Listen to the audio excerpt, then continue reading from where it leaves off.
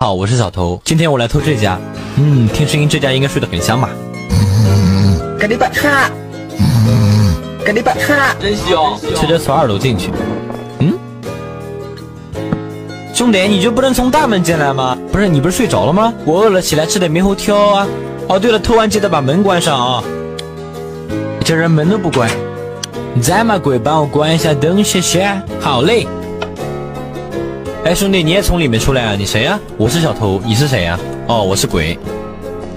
不要过来！